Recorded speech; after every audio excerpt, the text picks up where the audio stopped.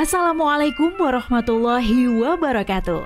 Kawan, sebelum Anda memulai aktivitas hari, kita ikuti kajian syarat hikmah Dialog Fajar. Assalamualaikum warahmatullahi wabarakatuh. Kawan, kita kembali di program Dialog Fajar. Pagi hari ini saya Adit Yufriansah yang menemani pagi hari Anda. Kawan, kalau memberikan satu tausiah, pandangan, sharing, beliau diantaranya memang bertanya kepada sahabat-sahabat. Sampai tidak sedikit Mas Adit, sahabat-sahabat itu kalau ditanya Nabi itu jawabannya adalah Allah wa Rasuluhu a'lam. Penanya itu lebih tahu, wahai Nabiku, begitu ya. Nah, kali ini Rasul bertanya dalam hadis yang diriwayatkan oleh dari Abi Hurairah itu, qala atadrunal muflis ya sahabat. Wahai sahabat-sahabatku, apakah engkau faham, engkau sudah mengerti tentang orang yang bangkrut itu? Nah, tentu jawaban sahabat-sahabat kira-kira seperti jawaban kita di sini ya, Mas Adit, yaitu al-muflisu fina mala dirhamalahu wala mata'. Ya Rasul, kalau bangkrut menurut pendapat kami di kalangan kami itu ya orang yang tidak punya uang, tidak punya kekayaan, semelarat lah ya, tidak punya apa-apa, mau makan tidak ada yang dimakan, mau beli tidak ada uangnya, kurang lebih begitu maknanya. Dan jawaban sahabat-sahabat ini saya kira sama dengan jawaban kita. Ternyata kawan, Nabi memberikan penjelasan. Faqala, Nabi mengatakan innal muflisa min ummati yaumal qiyamah bi sholatin wa siyamin zakat wa zakatin. Yang disebut orang bangkrut itu adalah orang yang nanti itu datang di hari kiamat dengan membawa amal yang banyak ternyata, Mas. Ya. Kayak Mas Adit begini, datang di hari kiamat nanti membawa amal yang banyak sekali. Ya, dari amal yang kita sebut sholat, kata Nabi, juga amal yang kelompoknya puasa, juga amal yang kelompoknya zakat. Ini disebutkan oleh Rasul. Jadi orang yang disebut bangkrut itu adalah umatku yang pada hari kiamat nanti datang dengan membawa segebok amal, kaya raya amal, yaitu kelompok sholat, kelompok siam, kelompok zakat. Jadi kita tidak bisa membayangkan kayak apa orang itu sholatnya. Kalau usia kita ini Mas Adit 60 tahun umpamanya, atau gampangnya 100 tahun usia kita, lalu sholat yang diwajibkan itu sejak umur 15, atau berarti 85 tahun kita sholat, 85 tahun kali 365 hari misalnya, gampangnya kali 5 kali, ketemunya misalnya 2000 kali sholat umpamanya, seusia kita. Itu Nabi itu maunya beritahu kepada kita bahwa orang ini satu pun tidak pernah absen sholatnya itu, wajibnya, belum lagi sunnahnya. Demikian pula puasa itu tidak hanya puasa hanya 100 kali puasa Ramadan seumur hidupnya itu, karena 100 tahun usianya, lalu puasanya 85 kali atau 100 kali. Tidak hanya itu, ditambah puasa-puasa sunnah. Demikian pula zakat. Kalau dia tidak mampu zakat, dia melakukan infak sodakoh dengan harta benda yang ada. Pokoknya dia itu kalau dihimpun pahalanya, dia adalah orang yang paling kaya. Tapi Nabi kawan menjelaskan, kemudian datang kepada orang yang kaya ini di hari kiamat tadi itu, wa ya'ti qasyatama hadza wa qadhafa hadza wa akala mala hadza, dan seterusnya ya. Dan datanglah kepada orang ya yang kaya itu, untuk meminta pertanggungjawaban. Ya. Apa pertanggungjawaban orang-orang yang datang kepada orang yang kaya di hari kiamat itu? Di antaranya mereka mengatakan, dulu ya Allah, orang yang kaya ini yang ada di hadapanmu itu menuduh saya berbuat tidak baik. Qadhafa hadza, menuduh saya, menfitnah saya, bahwa saya dikatakan berbuat tidak baik, bahwa saya dituduh berbuat curang, bahwa saya dituduh serong.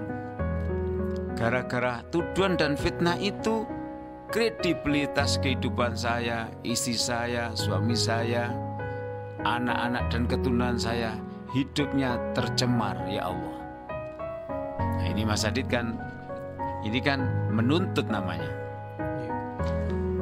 Inti cerita ini kemudian orang ini dibarter oleh Allah Ta'ala. Jadi pahalanya orang yang kaya tadi itu diberikan kepada orang yang pernah difitnah, dituduh, dipojokkan, dihinakan ketika di dunia. Pahalanya diambil. Berapa pahalanya?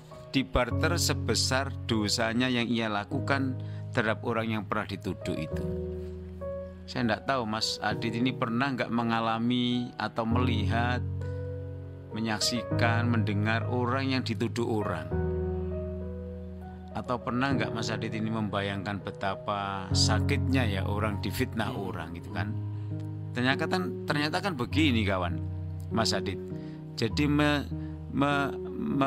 menggunjing orang itu tidak pernah beruntung.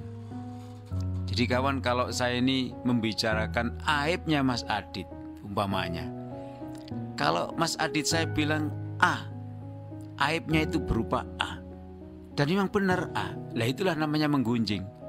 Karena apa yang saya bicarakan tentang aibnya Mas Adit itu, ya memang yang terjadi itu A, lah itulah namanya menggunjing. Dilarang ini.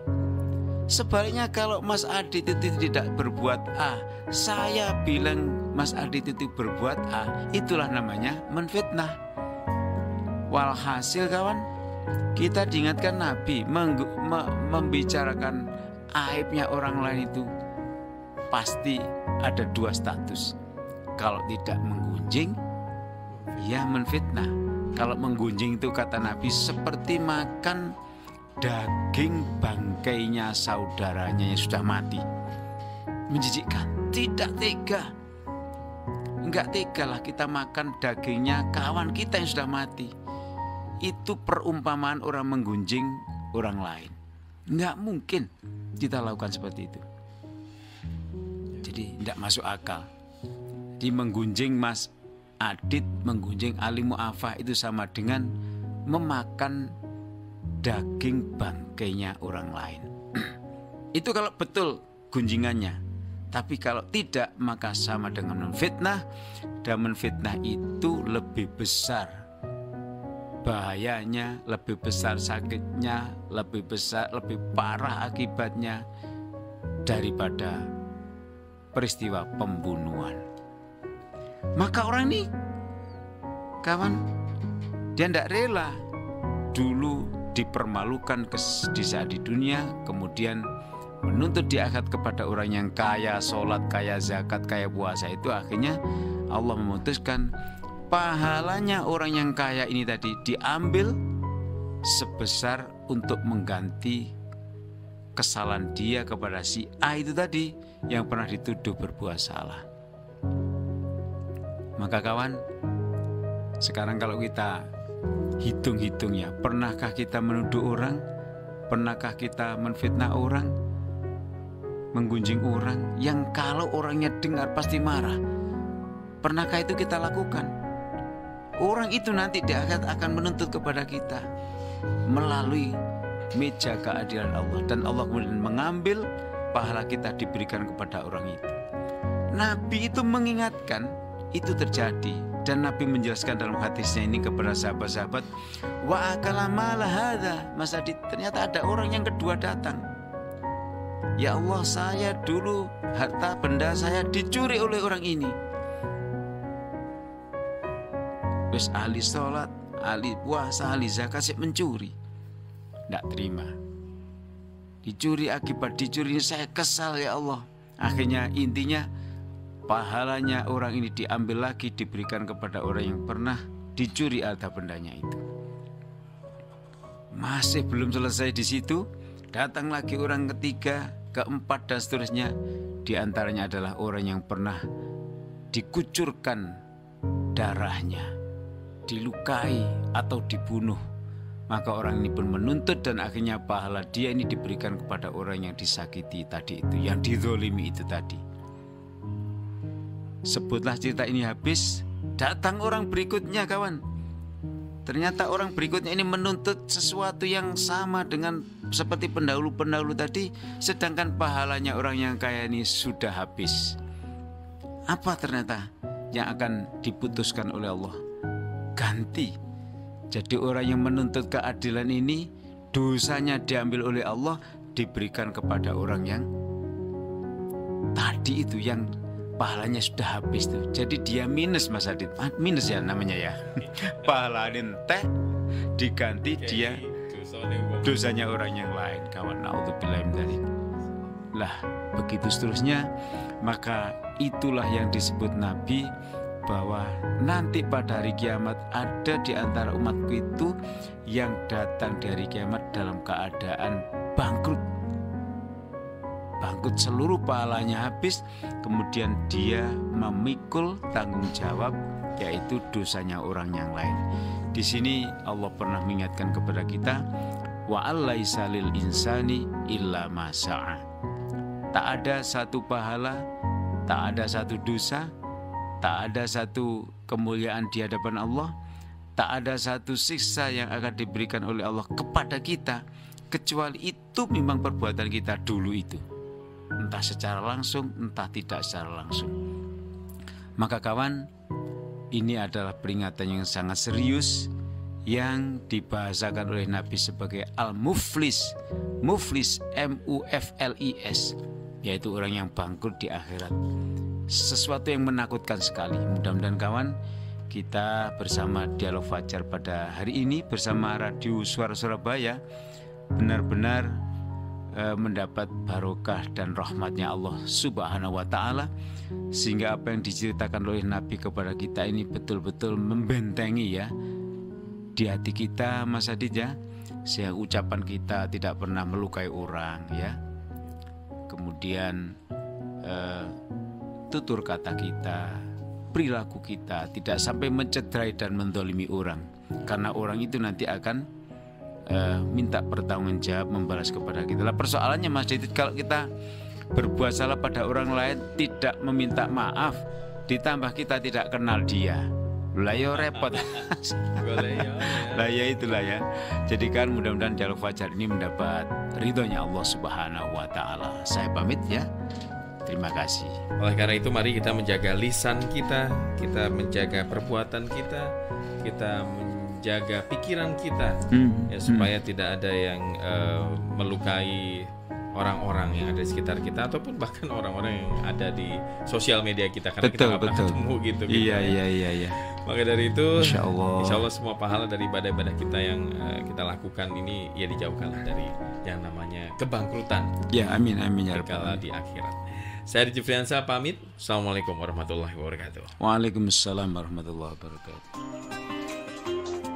Program Dialog Fajar yang baru Anda simak kerjasama Suara Surabaya dan Pesantren Al-Quran Nurul Falah Surabaya, lembaga dakwah yang amanah, profesional, dan berbasis Al-Quran. Pesantren Nurul Falah mencetak guru-guru Al-Quran dengan metode tilawati dan tahfidz Al-Quran. Informasi dan pemberian donasi hubungi 031 828 1278 atau nurulfalah.org.